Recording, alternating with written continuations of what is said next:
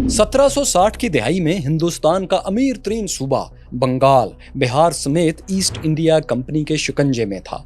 लेकिन इस वसी और अरीज सूबे का इंतजाम चलाना उनके लिए बहुत मुश्किल साबित हो रहा था। बंगाली आवाम की नज़र में कंपनी के लोग गैर मुल्की हमलावर और लुटेरे बन चुके थे। क्या हुआ कि अवाम की नफरत जल्द ही उनकी आंखों से निकलकर बगावत में बदलने लगी।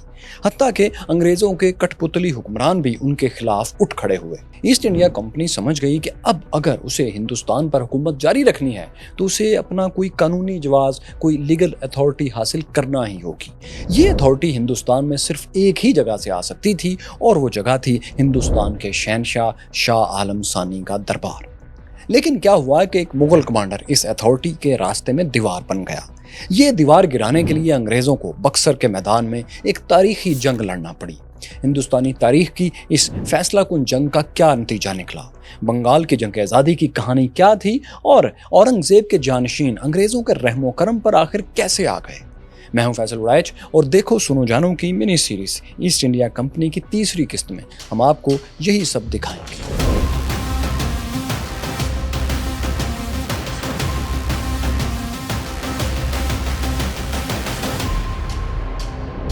अंग्रेजों ने 1757 में प्लासी की जंग जीतने के बाद बंगाल में लूटमार शुरू कर दी थी।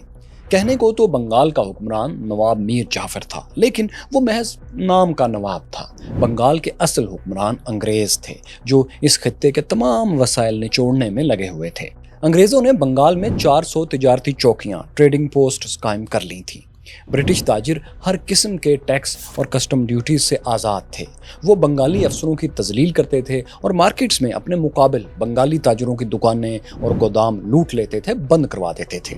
कंपनी के हिंदुस्तानी सिपाही अंग्रेज ताजिरों के साथ मुख्तलिफ इलाकों में चले जाते थे और हर अमीर शख्स के घर का दरवाज़ा बजा बजा कर उसे ज़बरदस्ती अंग्रेज़ों का सामान खरीदने पर मजबूर करते थे। इनकार पर मारपीट होती थी और फायरिंग तक की जाती थी। इस खुली गुंडागर्दी ने बंगाल की इकॉनमी को तहस नहस कर दिया और माशरत को भी।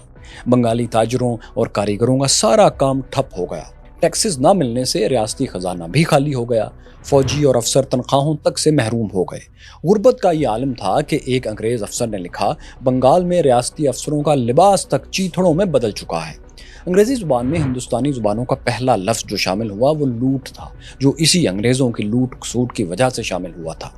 लेकिन बंगाल में साथियों अंधी लूट मचाने के बावजूद अंग्रेज फिर भी मुतमईन नहीं थे। मीर जाफर ने कंपनी से बंगाल की हुकूमत के बदले में बहुत सी दौलत देने के वादे किए थे। ये रकम बंगाल पर कंपनी का एक तरह से कर्ज था, लेकिन मीर जाफर ये कर्ज अदा नहीं कर पा रहा था।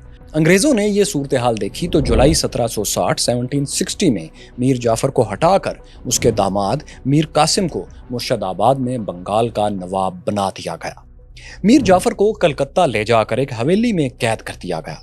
लेकिन अंग्रेजों ने मीर जाफर के तजर्बे से एक सबक अब तक सीख लिया था, वो ये कि बंगाल के नवाब को अवाम की नज़र में काबिल कबूल बनाना बहुत ही ज़रूरी है।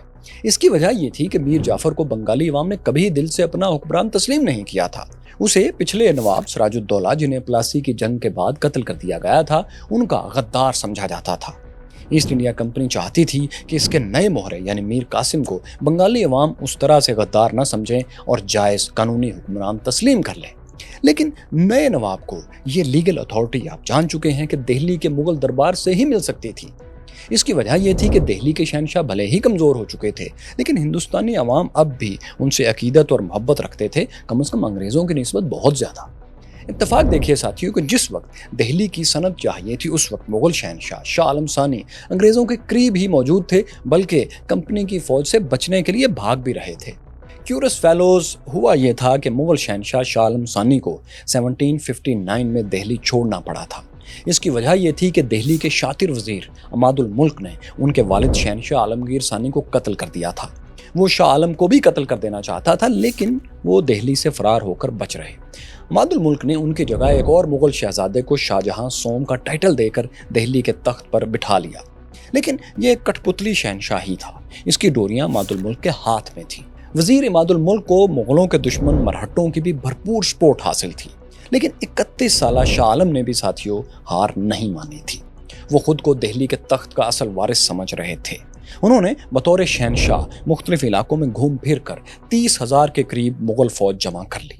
लेकिन इस फौज के साथ वो दिल्ली नहीं गए बल्कि बंगाल की तरफ निकल आए। उनका प्लान ये था कि बंगाल को अंग्रेजों से छीना जाए और फिर बंगाल के वसाइल से एक बड़ी फौज तैयार कर ली जाए। इस फौज से वो सिर्फ दिल्ली ही नहीं बल्कि औरंगजेब आलमगीर के दौर की पूरी मुगल अंपायर को बहाल करने के मिशन पर थे। इसी प्लान के साथ 1760 में शाह आलम ने मीर जाफर के बंगाल का रुख किया और पटना में अंग्रेज और बंगाली फोर्सेस पर हमला कर दिया। लेकिन वहां तैनात बरतानवी और बंगाली फोर्सेस ने उन्हें शिकस्त दे दी। इस नाकामी के बाद शाह आलम ने बंगाल के दारुल हुकूमत मुर्शिदाबाद का रुख किया, लेकिन यहाँ भी उन्हें शिकस्त हुई। शाह आलम मुर्शिदाबाद से वापस भागे और पटना के करीब से गुजरते हुए बिहार के इलाके बुध गया की तरफ चले गए। अब सूरत हाल ये थी कि शहनशाह की फौज आगे आगे थी और बरतानवी फौज उनके ताकुब में पीछे पीछे। लेकिन जब शाह आलम का ताकुब जारी था तो बंगाली दारुल हुकूमत मुर्शिदाबाद में हुकूमत बदल गई, यानी मीर जाफर की जगह मीर कासिम नवाब बन गया। अब ये वो मौका था जब कंपनी सरकार ने तय किया कि वो मुगल शहनशाह को दुश्मन के बजाय दोस्त बनाएगी सियासी तौर पर और उनसे मीर कासिम की नवाबी पर मोहर लगवाएगी।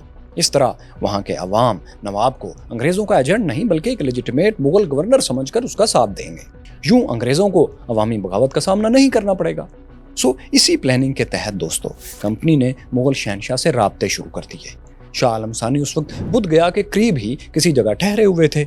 उनकी हालत बहुत ही पतली हो चुकी थी। मुसलसल दरबदरी और शिकस्तों ने उनके पल्ले सवाए पुरखों की साख के कुछ नहीं छोड़ा था। वो खुद भी उन दिनों अंग्रेजों से किसी किस्म की डील चाहते थे कि उन्हें कुछ वक्त मिल सके।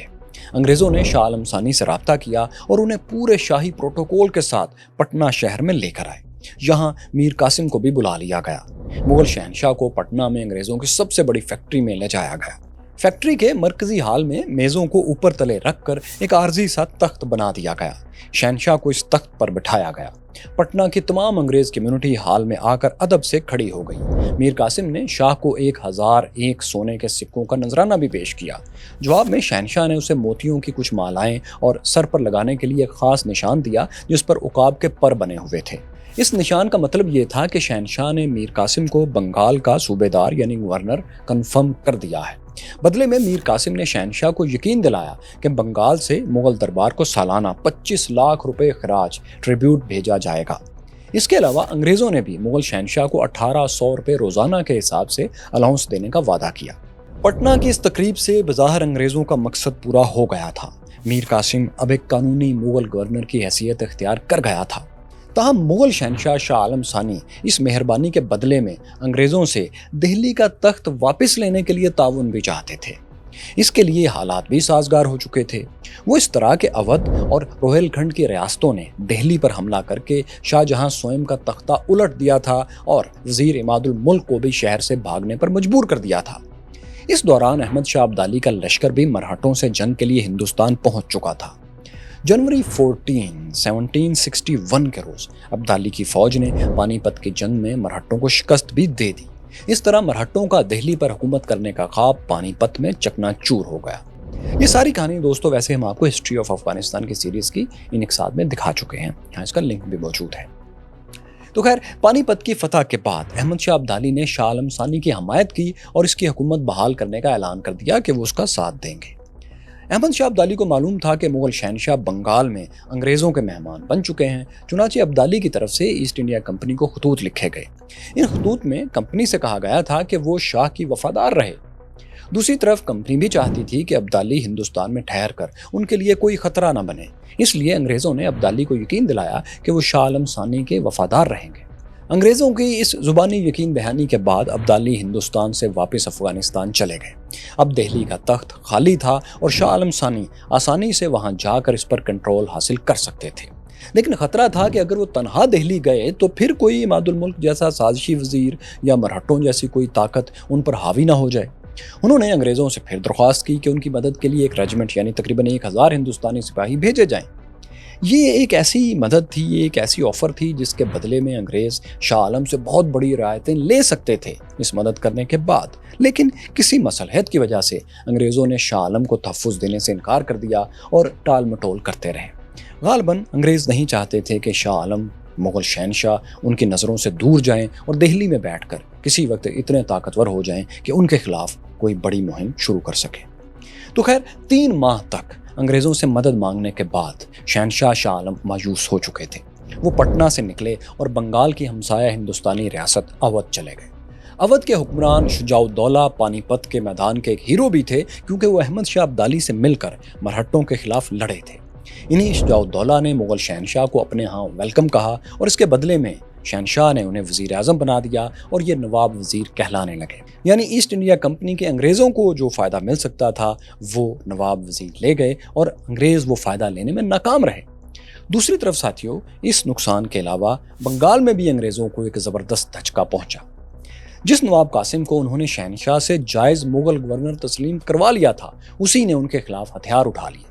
یہ بنگال کی جنگ آزادی کا آغاز تھا، جس نے ہندوستان میں انگریزوں کے اقتدار کو تباہی کے دہانے تک پہنچا ہی دیا تھا۔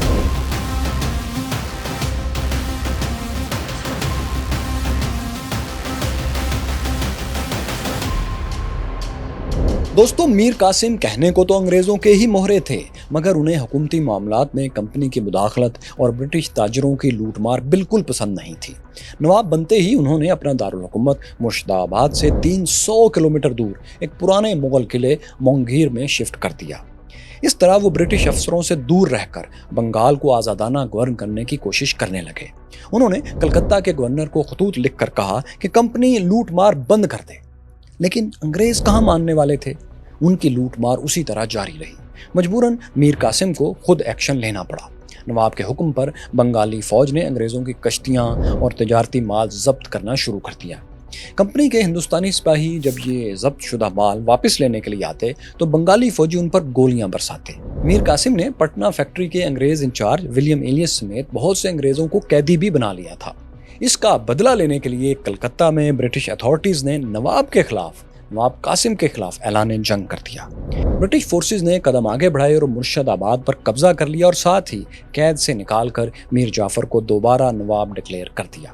اس کے بعد انہوں نے ادوا نالہ کے مقام پر بنگالی فورسز کو فیصلہ کن شکست بھی دی۔ اس لڑائی میں 15,000 بنگالی مارے گئے۔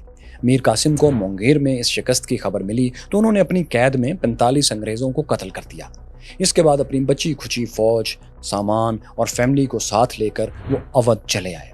یہاں مہمان شہنشاہ شاہ عالم ثانی اور نواب شجاع الدولہ نے میر قاسم کو خوش آمدید کہا۔ ادھر سے انگریزوں کے خلاف مزاحمت کی کمان پانی پت کے ویٹرن کمانڈر شجاع الدولہ نے سنبھال لی۔ انہوں نے کلکتہ کے برٹش گورنر کو دھمکی آمیز خط لکھا۔ انہوں نے لکھا، تم لوگ احسان فراموش غیر ملکی ہو، تم نے جائز لیجیٹیمیٹ مغل نظام حکومت سے بغاوت کی ہے اور اس کے کچھ حصوں پر غاصبانہ قبضہ کر لیا ہے۔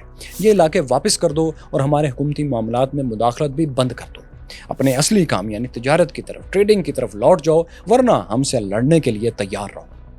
کمپنی نے اس خط کے جواب میں میجر ہیکٹر منرو کی کمان میں فوج روانہ کر دی۔ یہ آر پار کی لڑائی ہونے والی تھی جس میں فیصلہ ہونا تھا کہ ایسٹ انڈیا کمپنی کا دھڑن تختہ ہوگا یا مغل امپائر کا رہا صاحب بھرم بھی ختم ہو جائے گا۔ شجاع الدولہ نے انگریزوں سے جنگ کے لیے مختلف اندازوں کے مطابق 40,000 سے 1.5 لاکھ تک کا مغل لشکر تیار کیا۔ اس میں 6,000 ہندو ناگا سپاہی بھی شامل تھے۔ یہ سپاہی بے لباس لڑتے تھے، بالکل ننگ دھڑنگ۔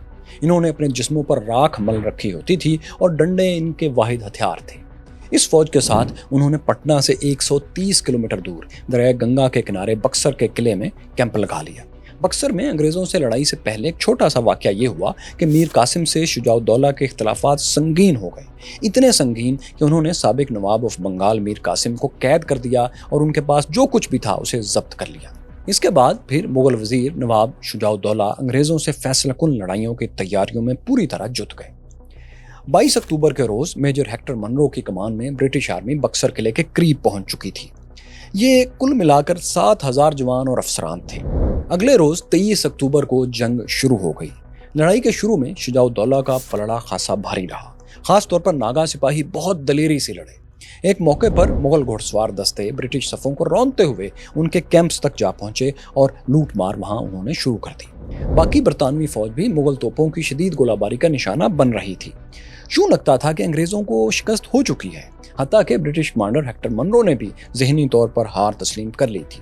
اس نے میدان جنگ کے قریب ہی دریائے گنگا کنارے موجود اپنی کشتیوں کو بھی حکم دے دیا تھا کہ وہ آگے آئیں اور اس کی فوج کو پٹنہ کی طرف لے جائیں۔ لیکن یہ کشتیاں کچھ دیر سے برطانوی فوج تک پہنچی اور اتنی ہی دیر میں بازی پلٹ گئی۔ وہ اس طرح کہ نواب شجاع الدولہ نے اپنی یقینی فتح کو دیکھتے ہوئے دشمن کا مکمل صفایا کرنے کے بجائے فتح کے نعرے پہلے ہی بجوانا شروع کر دیے۔ نعروں کی آوازیں سن کر بہت سے مغل کمانڈرز اپنی پوزیشنز چھوڑ کر شجاع الدولہ کو مبارک دینے چلے آئے۔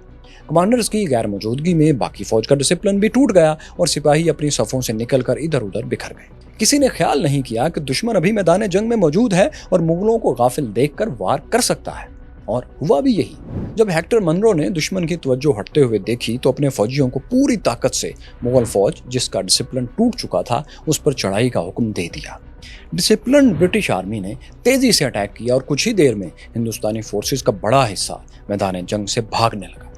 شجاع الدولہ نے انہیں روکنے کی کوشش کی لیکن وہ ناکام رہے۔ اس موقع پر ہندو ناگا لیڈر انوپ گھیری نے شجاع الدولہ کو سمجھایا۔ انہوں نے کہا، یہ بے فائدہ موت مرنے کا موقع نہیں ہے، ہم اس شکست کا بدلہ کسی اور دن ضرور لیں گے۔ انوپ گھیری کے کہنے پر اودھ کے نواب نے دریائے گنگا پر بنا ہوا کشتیوں کا پل پار کیا اور اپنی ریاست کی طرف فرار ہو گئے۔ ناگا سپاہی اس وقت تک انگریزوں کو روکتے رہے جب تک شجاع الدولہ بچ کر نکل نہیں گئے۔ ان کی واپسی کے بعد ناگا سپاہی بھی دریا پار کر گئے اور اپنے پیچھے کشتیوں کا پل تباہ کر دیا تاکہ دشمن ان کا فوری پیچھا نہ کر سکے۔ پھر یہ سپاہی بھی ساتھیوں شجاع الدولہ سے جا ملے۔ اس جنگ میں برٹش فوج کے 850 سپاہی مارے گئے جبکہ مغلوں کا نقصان 5000 سے زیادہ کا تھا۔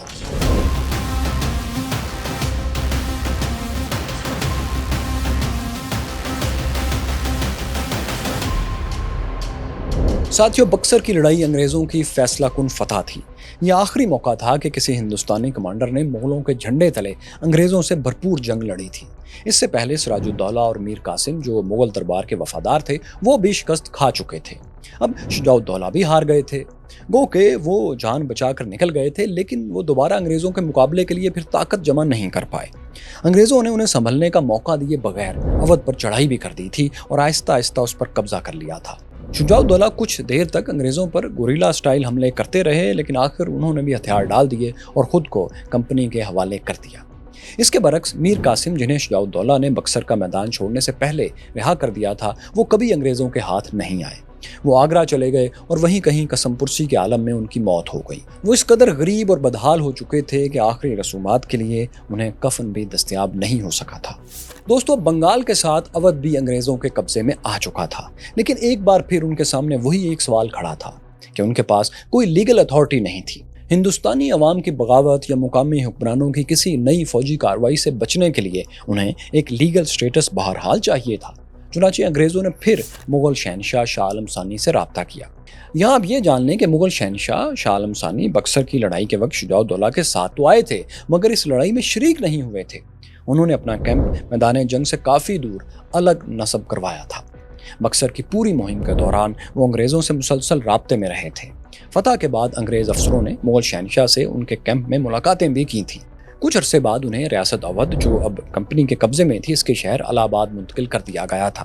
شاہ عالم ثانی کو شہر کے ایک پرانے مغل قلعے میں ٹھہرایا گیا تھا جو کہ شہنشاہ اکبر کے زمانے میں تعمیر کیا گیا تھا۔ اس قلعے میں کمپنی کا سب سے اہم نمائندہ ان سے ملنے کے لیے بھی آیا تھا اور یہ نمائندہ تھا رابرٹ کلائیو۔ جی ہاں، رابرٹ کلائیو جو سراج الدولہ کو ہرانے کے بعد 1760 میں بنگال چھوڑ گیا تھا، وہ لوٹ آیا تھا۔ کمپنی کے بنگال میں کیوس کو کنٹرول کرنے کے لیے اسے دوبارہ کلکتہ کا گورنر بنا کر بھیج دیا گیا تھا۔ کلکتہ آتے ہوئے راستے میں مدراس کے ساحل پر اسے ہیکٹر منرو کی فتح کی خبر مل گئی تھی۔ اس نے فوری طور پر لندن میں اپنے ایجنٹس کو پیغام بھیج دیا کہ اس فتح کی خبر عام ہونے سے پہلے کمپنی کے شیئرز خرید لو۔ اس کی وجہ یہ تھی کہ بنگال کی جنگ آزادی، پٹنہ میں انگریز قیدیوں کے قتل عام اور شجاع الدولہ کے حملے کی خبروں کے باعث کمپنی کے شیئرز کی قیمتیں بری طرح گر چکی تھیں۔ کیا ہوا کہ رابرٹ کلائیو کے ایجنٹس نے انتہائی سستے داموں وہاں جا کر یہ شیئرز خرید لیے۔ جو ہی لندن میں اس کے بعد بکسر وکٹری کی خبر پھیلی، کمپنی کے شیئرز کی قیمتیں آسمان کو چھونے لگیں اور لارڈ کلائیو کے ایجنٹس نے یہ شیئر بیچ دیے اور کئی گنا پروفٹ کما لیا۔ ساتھ ہی رابرٹ کلائیو نے بکسر کی فتح سے منافع تو خوب کمایا لیکن اس کے ساتھ اس نے کمپنی کی لیگل اتھارٹی کا مسئلہ بھی حل کر دیا۔ وہ یوں کہ کلائیو سمجھ گیا تھا کہ کمپنی کتنے بھی کٹ پتلی نواب لے آئے، عوام اسے ہندوستان کا جائز حکمران یا اس علاقے کا جائز گورنر نہیں مانیں گے۔ عوامی مخالفت کی وجہ سے انگریزوں کے اپنے مہرے ہی ان کے خلاف آخر کار کھڑے ہو جائیں گے، جیسا کہ میر قاسم کے معاملے میں ہو چکا تھا۔ चुनाचे लॉर्ड क्लाइव ने एक प्लान बनाया। उसने कंपनी डायरेक्टर्स को लिखा कि अगर दौलत और इस्तेहकाम, स्टेबिलिटी ही कंपनी का मकसद है तो फिर एक ही तरीका है, वो ये कि हम खुद नवाब बन जाएं। यानी मीर जाफर और मीर कासिम जैसे मोहरों की जगह ऐसा कानूनी बंदोबस्त किया जाए कि मुगल शहनशाह के नाम पर हम खुद हुकूमत करें।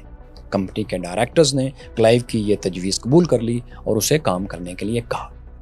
इस तजवीज़ पर अमल के लिए रॉबर्ट क्लाइव मद्रास से कलकत्ता पहुंचा और वहां से फौरी तौर पर इलाहाबाद के लिए रवाना हो गया। अगस्त 1765 में इलाहाबाद में शाह आलम सानी और रॉबर्ट क्लाइव के दरमियान मुज़ाकरात हुए। इन मुज़ाकरात के नतीजे में 12 अगस्त के रोज़ मुगल अम्पायर और ईस्ट इंडिया कंपनी के दरमियान एक मुआहदा साइन हो गया। इसे मुआहदा इलाहाबाद या ट्रीटी ऑफ इलाहाबाद कहा जाता है। इस ट्रीटी के तहत मुगल अम्पायर के 2 सूबे बंगाल और बिहार, जो पहले नवाब ऑफ बंगाल के मातहत एक ही रियासत थे, वो कंपनी के कंट्रोल में चले गए। कंपनी इन सूबों के इंतजामी मामलात चला सकती थी और इसके 2 करोड़ अवाम से टैक्स भी वसूल कर सकती थी। इस इख्तियार को मुगल दरबार में दीवानी कहा जाता था। दीवानी का इख्तियार मिलने का मतलब ये था कि अब ईस्ट इंडिया कंपनी मुगल शहनशाह के कारिंदे की हैसियत इख्तियार कर गई थी। हिंदुस्तान का कोई शहरी इसके इख्तियार को चैलेंज नहीं कर सकता था। अंग्रेज़ों को हिंदुस्तान में जिस लीगल अथॉरिटी की तलाश थी, वो आखिरकार उन्हें रॉबर्ट क्लाइव के जरिए मिल गई थी। कहते हैं कि अंग्रेज़ों ने जब बंगाल और बिहार का कंट्रोल संभाला तो शुरू में उनके पास महज 250 क्लर्क और 20,000 हिंदुस्तानी सिपाही थे। यानी इस मैन पावर के साथ वो 2 करोड़ लोगों पर हुकूमत करने के काबिल हो गए थे। मुगलों से मुआहदे के अलावा अंग्रेज़ों ने शुजाउद्दौला को अवध के हुक्मरान की हैसियत से भी बहाल कर दिया, लेकिन अब वो भी अंग्रेज़ों के मोहरे ही थे। अंग्रेज़ों ने इलाहाबाद और उसके इर्द गिर्द के कुछ इलाकों को अवध से अलग करके उनकी आमदनी शहनशाह के कंट्रोल में भी दे दी। इस रकम से शाह आलम सानी अपना और अपने ख़ानदान का गुजारा करते थे। ताहम शहनशाह की तमाम तर कोशिशों के बावजूद कंपनी उन्हें दिल्ली के तख्त तक पहुँचाने के लिए फ़ौज फराहम करने पर तैयार नहीं हुई। इसकी एक और वजह यह थी कि अंग्रेज़ अभी तक हिंदुस्तान में बहुत आगे पेशकदमी के लिए आमादा नहीं थे। उन्होंने शाह आलम को इलाहाबाद में ही अपना मेहमान बनाए रखा। दिल्ली मुगल हुक्मरानों से खाली रहा और इस पर रियासत रॉयल खंड के यूसुफजई पठानों ने कब्जा कर लिया। यूं 1765 में अंग्रेज़ हिंदुस्तान के सबसे जरखेज़ और वसीओ अरीज़ इलाके के मालिक बन बैठे। अब इसके लिए ज़रूरी लीगल स्टेटस भी उन्हें मिल ही चुका था। औरंगज़ेब आलमगीर के वारिस मुगल शहनशाह भी इलाहाबाद में उनके रहमो करम पर थे, बल्कि एक तरह से उनके कैदी थे। कंपनी की ताकत अपने अरूज पर थी। अब वो सिर्फ ईस्ट इंडिया कंपनी नहीं, बल्कि कंपनी सरकार और कंपनी बहादुर के नामों से पहचानी जाती थी। लेकिन दोस्तों, अभी उनके लिए इश्क के इम्तिहान और भी थे। मुआहदा इलाहाबाद के फौरी बाद कंपनी ऐसे बहरानों में फंसी कि इसका दिवालिया निकल गया और हिंदुस्तान में इसका सर्वाइवल एक बार फिर खतरे में पड़ गया। ये सब कैसे हुआ? अंग्रेज़ों के खिलाफ हिंदुस्तानी ताकतों का ट्रिपल अलायंस क्या था? इंतहाई ज़रखेज़ बंगाल कहत में क्यों डूब गया? और हाँ, अमेरिका की जंग आज़ादी से ईस्ट इंडिया कंपनी और हिंदुस्तान का क्या ताल्लुक था? ये सब आपको दिखाएंगे, लेकिन इस मिनी सीरीज़ की अगली किस्त में। साथियों, तारीख के फेर में हिंदुस्तान अंग्रेज़ों की दोहरी गुलामी में कई वजूहात की बिना पर आया था। इनमें सियासी कमज़ोरियाँ थीं, बैरूनी ताकतों के मफादात थे, मॉडर्न इंडस्ट्री का फ़र्क था और बहुत से दूसरे फैक्टर्स थे। अब ये सारी कहानी हमने आपके लिए इस प्लेलिस्ट में जमा कर दी है, ज़रूर देखिए। यहाँ जानिए कि यूरोपियंस ने नॉर्थ और साउथ अमेरिका में मुकामी आबादियों के साथ क्या किया था, और ये रही नवाब सिराजुद्दौला की बायोग्राफिकल डॉक्यूमेंट्री।